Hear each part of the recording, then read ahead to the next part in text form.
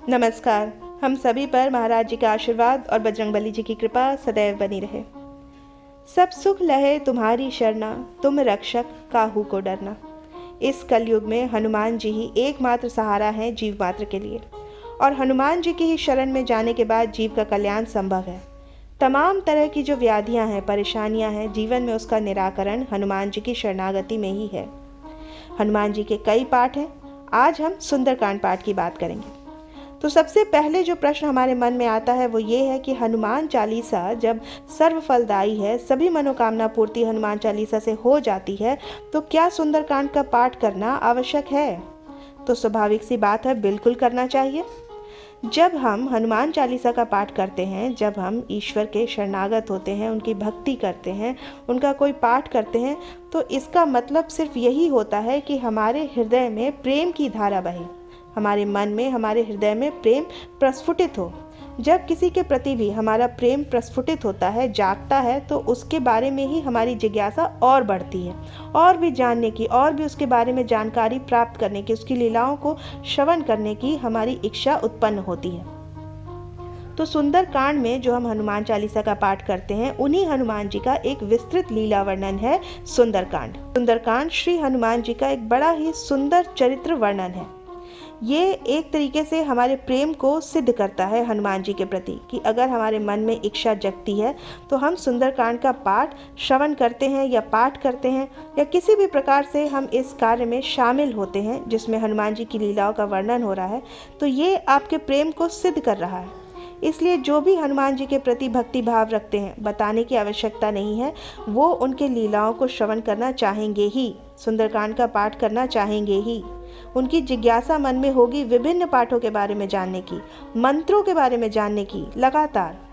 हमने तो ऐसे भी भक्त देखे हैं जो हनुमान जी की जब लीला चरित्र, उनकी महिमा, उनकी कृपा की बातें जब वो सुनते हैं तो उनके आंखों से अश्रुधारा बहने लगती है, और यही प्रेम की पहचान है। इसलिए जो लोग श्री हनुमान चालीसा का पाठ करते हैं, जब जब समय मिले और जब जब हनुमत कृपा हो, आपको लगे कि प्रेरणा कोई आ रही है, तो आप सुंदरकांड का पाठ जरूर करिए, और श्री रामचरितमानस का भी पारायण करिए। अब सुंदरकांड का पाठ ऐसा है कि आपके जीवन में अकारण अगर कहीं कोई भी परेशानी आ रही है जिसका निराकरण नहीं सूझ रहा, आप थक चुके हैं, क्योंकि पूरा जो देखिए सुंदरकांड है, ये वो इन्हीं बाधाओं पर विजय प्राप्त करने की हनुमत लीला है। किस प्रकार से हनुमान जी ने उन बाधाओं को पार करके विजय प्राप्त की, माता सीता का आशीर्वाद लिया, प्रभु श्री राम जी के कार्यों को सिद्ध किया, यही सब बातें तो सुंदरकांड में है। और इन लीलाओं का जब हम श्रवण करते हैं, पाठ करते हैं, एक महिला भक्त ने मुझसे पूछा था कि अगर हम सुंदरकांड का केवल सुनते हैं, श्रवण करते हैं, तो क्या उसका फल प्राप्त होगा? तो निश्चित तौर पर फल प्राप्त होगा। श्रवण का पाठ का एक ही उद्देश्य है कि ईश्वर के प्रति हमारी भक्ति बढ़े। हनुमान जी के चरित्र को हम सुने तो हमारे मन में उनके लिए प्रेम प्रस्फुटित हो। तो इस भांति से भी किया जा सकता है। तो हनुमत चरित्र को जब हम सुनते हैं सुंदरकांड के माध्यम से, तो धीरे धीरे हनुमत कृपा हमारे जीवन में उतरनी शुरू हो जाती है, और जीवन में जो बाधाएं, अकारण बाधाएं जो आ रही हैं, सुरसा की तरह जो मुंह बाए खड़ी हैं, वो धीरे धीरे उनका अंत होने लगता है। और हरि के प्रसाद से कुछ भी दुर्लभ नहीं है। ऐसा कुछ नहीं है जो प्रभु श्री राम अपने भक्तों को दे ना सकते हो। जितना गहरा आपका विश्वास होगा, उतनी जल्दी आपके मनोरथ सिद्ध होंगे। कुछ भी अदेय नहीं है, ऐसा कुछ नहीं है जो प्रभु श्री राम अपने भक्तों को ना दे सकते हो, कुछ भी दुर्लभ नहीं है। तो सुंदरकांड का पाठ तो निश्चित ही करना चाहिए। अगर जीवन में इस तरह की परेशानियां, बाधाएं ये आ रही हैं, बनता काम बिगड़ जा रहा है, कार्यों में सफलता नहीं मिल रही है, या फिर जीवन एक भार सा लगने लगा है, उत्साह की कमी हो गई है, आत्मविश्वास समाप्त हो रहा है, या मान लीजिए समाज में प्रतिष्ठा कम हो गई है। क्योंकि देखिए, हम इस संसार में रहते हैं, तो एक तो हमारा जो कर्तव्य है, जो दायित्व है, उसका निर्वाहन सही तरीके से होता रहे, इसके लिए भी दैवीय संयोग बहुत आवश्यक है। हमारे श्रम के साथ साथ दैवीय कृपा का भी होना उतना ही जरूरी है, और इसका जब समन्वय होता है तभी बात बनती है। जीवन में हम सफलता की ऊंचाइयों को छू पाते हैं, सफलता प्राप्त करते हैं, जीवन हमारा आनंदित होता है। तो आप सुंदरकांड का पाठ किसी भी मंगलवार या शनिवार से शुरू कर सकते हैं, या कोई भी शुभ मुहूर्त देख करके भी आप सुंदरकांड का पाठ कर सकते हैं।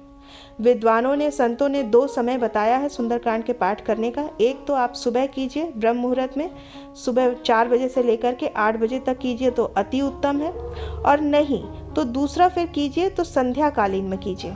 दोपहर में लगभग संतों ने मनाही की है सुंदरकांड के पाठ से। फिर 4 बजे, शाम को 4 बजे के बाद आप सुंदरकांड का पाठ शुरू कर सकते हैं। रात्रि में आप सुंदरकांड का पाठ करते हैं तो रात्रि 9 बजे के बाद, तो ये भी विशेष फलदायी, विशेष प्रभावी बताया गया है। बहुत सारे संतों का अपना निज अनुभव है कि उन लोगों ने रात्रि के पहर में सुंदरकांड का पाठ किया और वो चमत्कृत हो गए हनुमान जी की कृपा से। अब विधि क्या है? तो विधि वही है जो हनुमान जी की पूजा में होती है। जब भी आप सुंदरकांड का पाठ करने जाएं, हनुमान जी को एक लाल आसन पर विराजित कीजिए। उनके पूजन के लिए जो सामग्रियां हैं, पंचोपचार पूजन, वो सब वहां इकट्ठा कर लीजिए। बेसन का लड्डू वगैरह आप रखिए। बूंदी का लड्डू या आटे में गुड़ मिला करके, जिसे हम रोट का लड्डू कहते हैं, वो भी हनुमान जी की पूजा में इस्तेमाल होता है। और जितना संभव हो सके, जितनी आपकी सामर्थ्य हो, जितना आपके ध्यान में आ जाए, उतनी सारी चीज़ें आप वहाँ पर जमा कर लीजिए। जनेऊ वगैरह हो तो और भी बढ़िया है। और फिर सबसे पहले ये सब सामग्री इकट्ठा करने के बाद जो हम आपको बताने जा रहे हैं, एक विशेष अनुष्ठान, उसमें गुड़हल का जो फूल होता है, लाल फूल, उसकी भी विशेष महत्ता है। और जटा नारियल, जो साबुत नारियल होता है पानी वाला, जिसका छिलका हटाया ना गया हो, वो भी आपको रखने की आवश्यकता पड़ेगी। तो आप स्नान वगैरह करके इन सारी क्रियाओं से निवृत्त होकर जब भी आप सुंदरकांड का पाठ करने जा रहे हो तो हनुमान जी को विराजमान कर लीजिए और घी का दीपक जला लीजिए, या चमेली के तेल का, या तिल के तेल का, या सरसों के तेल का दीपक जला लीजिए। जो भी आपको उपलब्ध हो उसका आप दीपक जला लीजिए। और फिर सबसे पहले जो प्रथम पूजनीय देव हैं, गणेश जी की पूजा कीजिए। गणेश जी का सुमिरन करने के बाद अपने पितरों को भी याद कीजिए, जो हमारे पितृ हैं उन्हें भी याद करिए। और फिर प्रभु श्री राम का सुमिरन कीजिए, उनका कुछ देर गुणगान कीजिए। और उसके बाद फिर हनुमान जी का पंचोपचार पूजन कीजिए। जो भी आपने फल, नैवेद्य ये सब रखा है, उससे हनुमान जी को वो अर्पित कीजिए।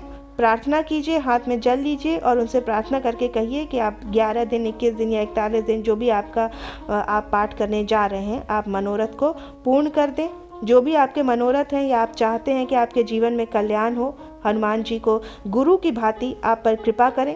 तो कृपा करो गुरुदेव की नाई, ऐसा कहते हुए, उन्हीं से अनुमति लेते हुए आप सुंदरकांड के पाठ की शुरुआत कीजिए।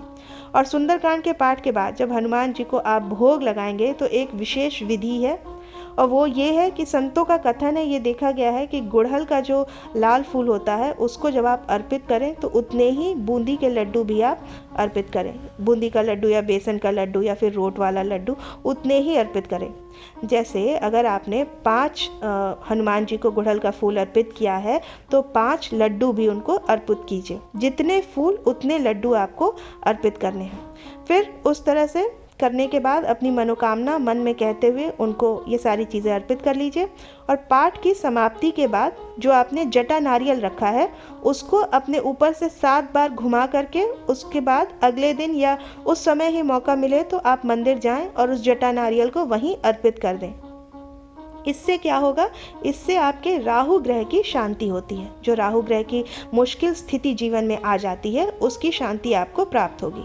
और साथ ही उस जटा नारियल पर 7 बार घुमाने के बाद अगर हम चमेली के तेल या फिर तिल के तेल का उस पर अगर हम छिड़काव करके फिर मंदिर में जाकर अर्पित कर देते हैं हनुमान जी के सामने, जहाँ पर हनुमान जी का मंदिर है, तो शनि पीड़ा, शनि भगवान का जो दुष्प्रभाव हमारे जीवन में अगर है तो वो भी शांत होने लगता है और जीवन में आपको अनुकूलता की स्थिति प्राप्त होती है।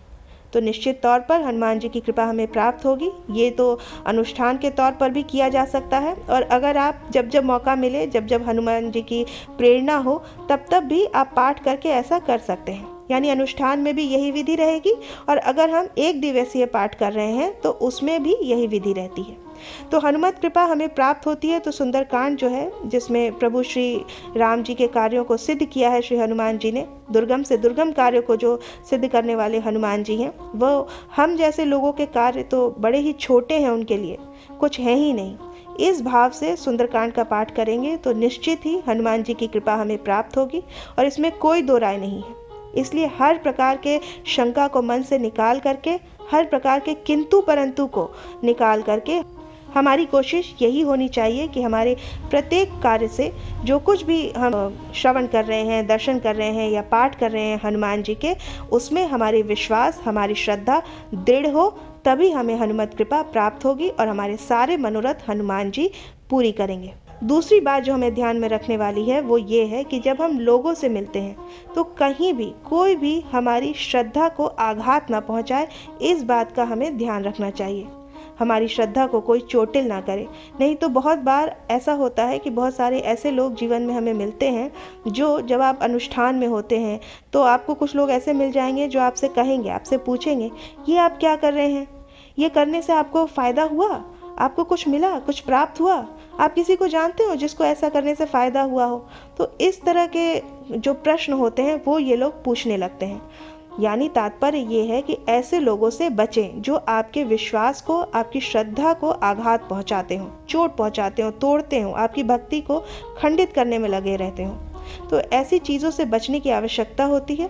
और इसमें कोई दो राय नहीं है कि भगवान शिव स्वयं साक्षी हैं कि जो हनुमान जी का पूजन करता है, हनुमान चालीसा का पाठ करता है, सुंदरकांड का पाठ करता है, उसकी समस्त मनोकामनाएं प्रभु भगवान शिव के ही अवतार हनुमान जी निश्चित ही पूरी कर देते हैं। इसमें कोई दो राय नहीं है। प्रभु हनुमान जी उसकी सारी व्याधियाँ, सारी परेशानियाँ उसके जीवन से दूर करते हैं।